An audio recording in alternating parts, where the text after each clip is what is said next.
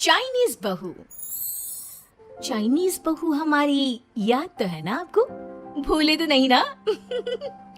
हाँ भाई, थोड़ी देर में ही सही, लेकिन चाइनीज बहू की कहानी आ ही गई। क्या हो रहा है ये देश में? चाइना ने तो आतंकी मचा रखा है। अरे क्या हो गया, क्यों चाइना को कोसता रहता है? भूल मत, तेरी ससुराल चाइना की ही है।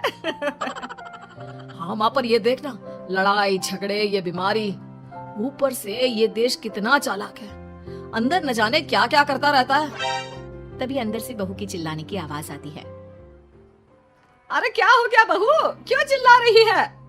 माँ जी, ये देखिए, ये रूस ने यूक्रेन की हालत क्या कर दी है। ऊपर से चाइना में दोबारा लॉकडाउन लग गया है। माँ जी, अब क्या किया जाए? अरे तो तुम लोगों को क्या परेशानी हो रही है, मैं तो यही नहीं समझ पा रही हूँ। वो क्या है ना माँ, हम लोग चाइना जाने की सोच रहे थे, सांगसू के भाई की शादी है। तो क्या? अरे कौन सा उन लोगों के यहाँ भाई घोड़ी चढ़ता है जो बहन काजल लगाकर नेक लगी? माँ जी, उसकी आंखें बहुत छोटी छोटी है, उसमें या तो पुतली रह सकती है या काजल। साले की पुतली निकाल कर काजल लगा दो, अंधा कहीं का। क्या क्या बोले तुम मेरे भाई के बारे में? अरे नहीं नहीं बहू, वो तो बोल रहा था कि तुझे नेग मिल जाएगा, बहन है ना तू उसकी। नहीं नहीं माँ जी, मैं सब समझती, ये मेरे भाई का मजाक बनाते रहते। कितना सीधा है मेरा भाई, बिल्कुल छिपकली जैसा। नहीं नहीं बहू, सीधा गाय जैसा होता है। सही पकड़े हैं माँ जी। हाँ, तो मेरे भाई की शादी है, मैं चाइना जरूर जाऊंगी। तभी एक पड़ोसन आ जाती है। अरे नहीं नहीं बहू, तू कहीं ना जा, हम लोगों का मन कैसे लगेगा तेरे बिना। ले बहू, तेरे भाई के लिए ये शॉल रख ले, हमारी तरफ से गिफ्ट कर देना। अरे सब कितने अच्छे हैं, मेरी चाइनीज बहू को कितने प्यार से तुम लोगों ने एक्सेप्ट कर लिया। सच में बड़ी भाग्यशाली हूँ मैं। कैसी बात कर रही है? ये तो हम लोगों के देश की एक खूबसूरती है कि हर किसी को दिल से अपना लेते हैं, बस वो भी दिल से हमें अपना समझे। कैसी बात कर रही है आंटी जी? मेरे लिए आप सब सासू माँ जैसी ही हैं। मुझे भारत बहुत अच्छा लगता है, ये सबसे अच्छा देश है, मेरा भारत महान। वैसे भी लड़के की शादी जहाँ होती है वो तो वहीं की हो जाती है ना। जी तेरे बहू सही बोल रही है, औरत तो होती ही पानी की तरह है, जो जहाँ जैसे रखे वैसी ही शेप ले लेती है। आंटी जी, ये थोड़ा सा ज्यादा हो गया, समझ नहीं आया। नो प्रॉब्लम, मैं चाय बना कर लाती हूँ। फिर क्या, वो दिन भी आ जाता है जब बेटे बहू को चाइना जाना पड़ता है। वहाँ जाकर बहू का भाई कहता है, मेरे बहन आ गए, मेरे बहन आ गए। मैंने सबको बोला कि सब हिंदी में बात करेंगे, नहीं तो बहन नाराज हो जाएगी। थैंक्स बॉय, हिंदी मेरी भाषा है। आप मुझे उसी में बात करना अच्छा लगता है। आपने जीजा जी से मिलो। ओ बहन, तुम अंदर चलो। सभी बहू को अंदर लेकर चले जाते हैं, लेकिन सांगसू का पति, वो तो बेचारा चाइना के ससुराल के आंगन में अकेला खड़ा रहता है। काफी देर तक जब कोई उसे नहीं पूछता तो वो माँ को घर पर फोन करता है। हाँ बेटा, पहुँच गए ना कुशल मंगल? हाँ माँ, लेकिन सांगसू पता नहीं कहाँ है, वो तो अंदर गई है तब से बाहर आई ही नहीं। अरे कैसी बात कर रहा है, तो तू अंदर चला जा, तू बाहर क्यों है? अरे दामाद है तू वहाँ का, उन लोगों ने तुझे बिठाया, चाय पानी कुछ नहीं पूछा? नहीं ना माँ। तभी सामने से सांगसू आती है। क्यों आप अभी तक तैयार नहीं हुए? और ये बैग लेकर क्यों कमरे से बाहर आए? इसे वहीं रख देते। कमरा? कौन सा कमरा? अरे कैसी बात कर रही हो, जब से तुम अंदर गई हो मैं बाहर ही तो खड़ा हूँ। बहू को बहुत हैरानी होती है और गुस्सा भी आता है। तभी उसका भाई और माँ आ जाते हैं। अरे सांगसू, अंदर खाना लग गया है। पहले ये बताओ कि मेरे पति को किसी ने खाना या पानी क्यों नहीं पूछा? वो भारत से ससुराल पहली बार आया है, वो भी मेरे कहने पर।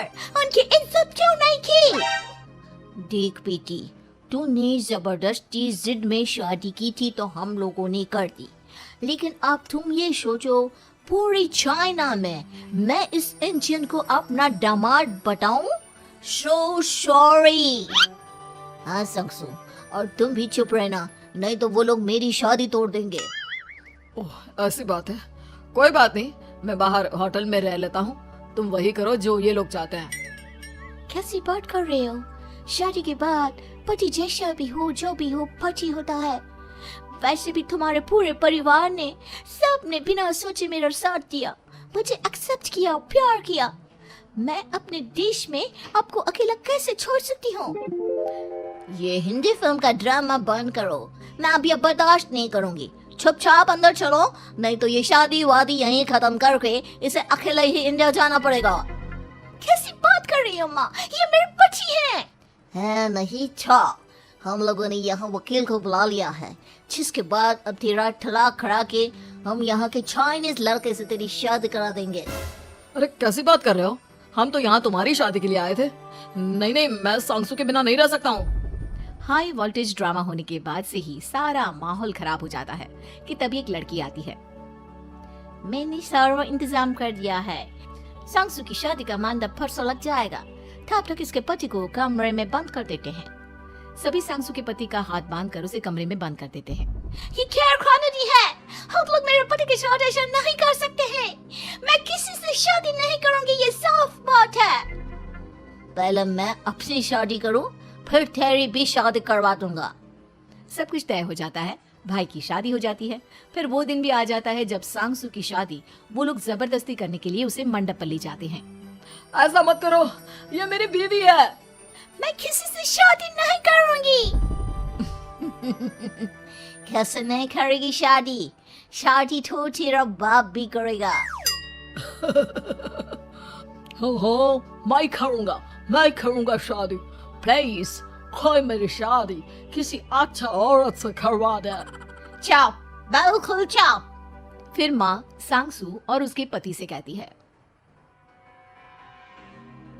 तुम लोगों का बच्चा मेरी कैद में है। अगर तुम लोगों ने कोई भी होशियारी की तो मैं इस बच्चे को मार दूंगी। दोनों माँ का रूप देखकर हैरान हो जाते हैं। बच्चे की खातिर दोनों शांत हो जाते हैं और शादी की रस्में शुरू हो जाती है कि तभी सांसू की सास पुलिस के साथ आ जाती है। माँ, ससुर माँ आ गई, मेरी माँ आ गई। माँ प्लीज हम लोगों को बचाकर वापस ले चलो। पुलिस सभी को गिरफ्तार कर लेती है। बेटी के बच्चे को मारने की धमकी तो कोई चुड़ैल ही दे सकती है। अरे तो ये चुड़ैल ही तो है। ये सही बोल रहे हैं, ये औरत किसी चुड़ैल से कम नहीं है। तभी उन लोगों का बच्चा भी आकर सांसू के गले लग जाता है। माँ, तू सही समय पर आ गई, लेकिन तुझे कैसे पता चला कि यहाँ ये सब हो रहा है? बेटा, ये चाइनीज लोग ना होते ही धोखेबाज हैं। इन लोगों पर मुझे भरोसा नहीं था, इसलिए मैंने तेरे फोन को हमेशा के लिए मेरे फोन से अटैच कर दिया था, जिससे तेरे आसपास होने वाली सारी बात मैं सुनती रहूं। उस दिन भी मेरी तेरी बात हो रही थी तो तेरा फोन ऑन था, मैं सब समझ गई थी। मुझे माफ कर दो। नहीं, बिल्कुल नहीं। चलिए माँ जी, इंडिया वापस चलते हैं। आज के बाद मैं यहाँ कभी नहीं आऊंगी।